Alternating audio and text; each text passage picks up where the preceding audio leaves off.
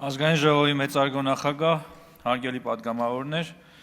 Ազգային ժողովի երկրորդ ընթերցմանն է ներկայացվում զինվորական ծառայության և զինծառայողի կարգավիճակի մասին օրենքում փոփոխություններ և լրացում կատարելու մասին օրենքի նախագիծը,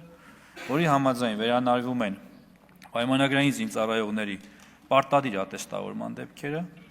Պաշտպան հայրենյաց ծրագրով ծառայություն անցնող զինծառայողներն ատեստավորված են համարվելու ուսումնական փուլի ավարտին հանձնվող քննությունների արդյունքներով, պայմանով, որ զինծառայողը նշանակվել է ստացված զինվորական մասնագիտությանը համապատասխանող զինվորական պաշտոնի,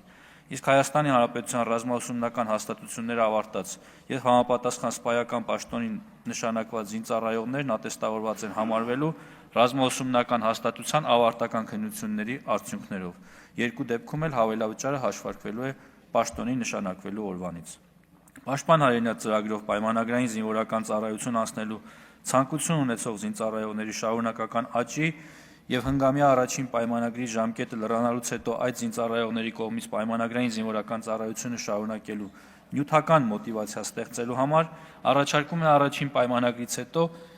2 կամ 5 տարի հերթական պայմանագիր կնքող զինծառայողների համար ևս նախատեսել պայմանագրի ժամկետի ավարտից հետո պատվովճար ստանալու հնարավորություն 2 տարվա դեպքում 1,5 միլիոն, իսկ 5 տարվա դեպքում